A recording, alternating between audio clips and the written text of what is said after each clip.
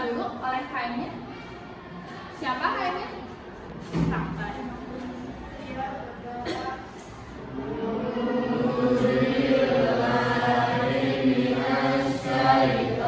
Aku mau absen dulu.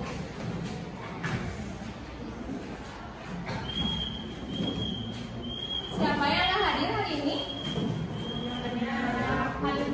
Banyak? Boleh disebutin siapa aja? Rina. Terus? Alia. Gimana, udah siap untuk belajar hari ini? Disiapin ya bukunya, buka LKS-nya yang baru juga. Ini kenapa duduknya bertiga? Boleh dirapiin dulu duduknya.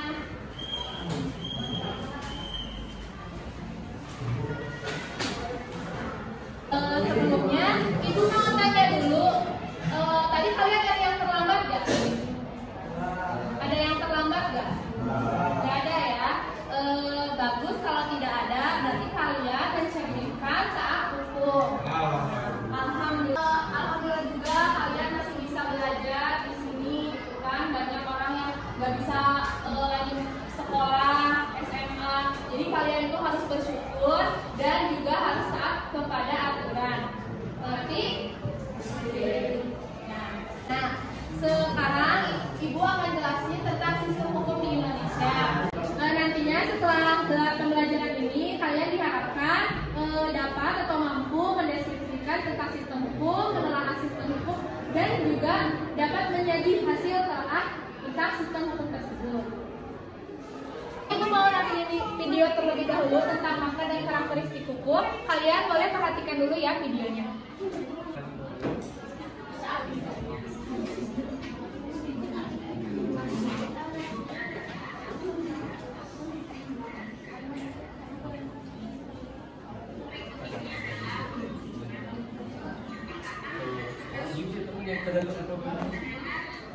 Akan jelasin yaitu tentang sistem hukum di Indonesia. Ada seorang filsuf ya yang mengatakan bahwa hukum itu seperti pagar pembatas. Mengapa demikian?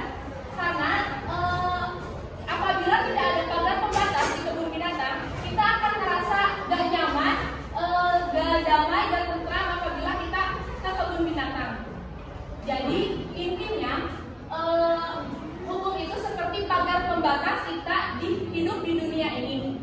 Jadi apabila nggak ada hukum, nggak ada aturan, maka bisa dilihat banyak kerusuhan, banyak ketidakadilan, banyak yang melanggar. Jadi hukum itu merupakan sebuah, boleh dibaca, aturan, tata tertib, dan juga kaidah hidup. Bisa dibayangkan apabila di dunia ini gak ada aturan ya, di Indonesia lah gitu, gak ada contohnya aturan lalu lintas.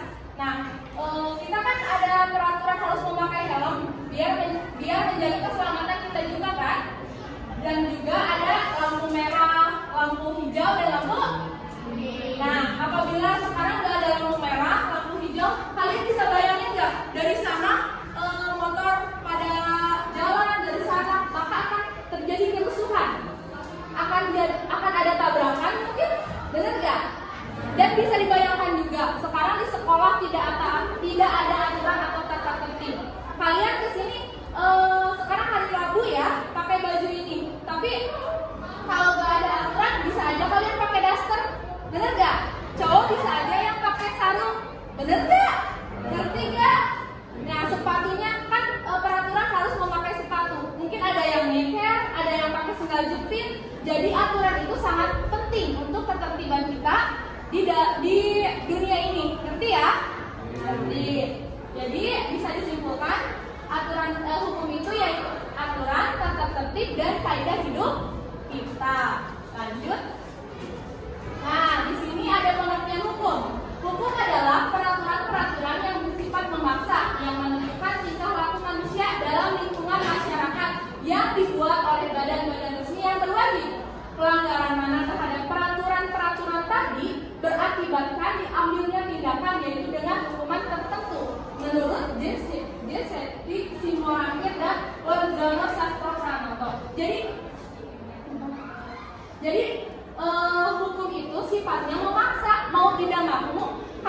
melanggar, kita akan dikenakan sanksi atau hukuman. Nah, dan juga hukum itu mengatur tingkah laku manusia seperti tadi. Kita agar tertib lalu lintas, berarti ada peraturan lalu lintas untuk kita untuk mengatur kita menjadi tertib, itu ya. Dan dibuatnya oleh badan-badan resmi yang berwajib. Nah, pelanggaran mana terhadap peraturan tadi, maka akan diambilnya tindakan, yaitu berupa sanksi. Mengerti sampai sini tentang pengertian hukum? Ngerti gak? Jawab atau? Semangat. Oke, lanjut ya. Nah, di sini kelihatan nggak? Ada makna dan karakteristik. Yang pertama, di dalam hukum itu terdapat beberapa unsur. Yang pertama yaitu peraturan mengenai tingkah laku manusia dalam pergaulan masyarakat. Nah, seperti tadi, peraturan yang dibuat untuk dalam pergaulan masyarakat menjadi tertib. Seperti tadi peraturan lalu lintas, ada peraturan sekolah dan juga ada peraturan lainnya. Selanjutnya, peraturan ini dibuat dan ditetapkan oleh badan-badan resmi yang berwajib ya. Lanjut, peraturan itu bersifat memaksa. Mau tidak mau, kita itu sebagai manusia yang udah aturannya harus mengikuti aturan tersebut. Saat berarti masuknya hukum adat ya, hukum yang biasa ada. Nah, Ibu akan meminta kalian untuk mengerjakan LKPD. Ada yang mau ditanyakan nggak? Nggak ada. Kalau nggak, Ibu lanjut ya. Ini sampai jam berapa ya? 8 dari 10 sekarang udah lebih. Berarti kalian dikasih waktu sampai jam 8 pas ya. Oke, udah gampang. Oke. Kata yang kalian temukan, tulis di situ di tempat lembarnya. Oke, tulis nama sama kata. Gak apa-apa, jangan pakai tabel, kalian tinggal isi aja. Iya. Boleh.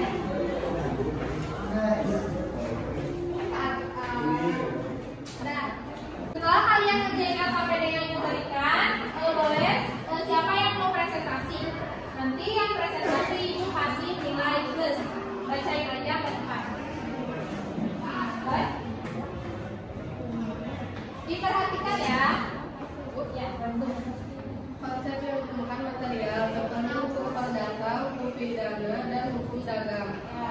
Ada konsep konstitutum, contohnya misalkan Undang-Undang Dasar Republik Indonesia tahun 1945, Undang-Undang Dasar Kewarganegaraan Republik Indonesia. Konsep hukum kebiasaan, contohnya hukum yang terletak dalam aturan-aturan kebiasaan. Konstituendum, hukum yang diharapkan berlaku pada waktu yang akan datang, contohnya rancangan undang-undang. Traktat, yaitu hukum yang diterapkan oleh negara-negara di dalam suatu perjanjian antar negara. Hukum pidana, yaitu hukum yang mengatur pelanggaran dan kejahatan, memuat larangan dan sanksi. Nah, makasih. Siapa namanya? Anggia. Tepuk tangan untuk Anggia. Nanti secara individu kalian ada tugas budaya, maksudnya itu buat penilaian pengetahuan dari LKS bab 3 IPG 1 sampai 10 aja. Ya, itu nanti akan diperiksa juga sama Ibu. Kalian kerjain dulu ya. Nah, alhamdulillah untuk pembelajaran kali ini lancar ya. Kalian paham nggak semuanya?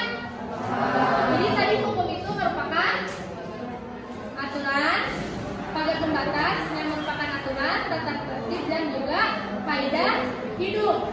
Sifatnya itu memaksa dan mengatur. Nah, jadi nanti kalian bukan hanya tahu materi, tapi juga harus bisa mengimplementasikan kehidupan sehari-hari. Ngerti ya? Nah, karena waktunya habis, Ibu akhiri aja pertemuan sekarang. Alhamdulillah berjalan dengan lancar.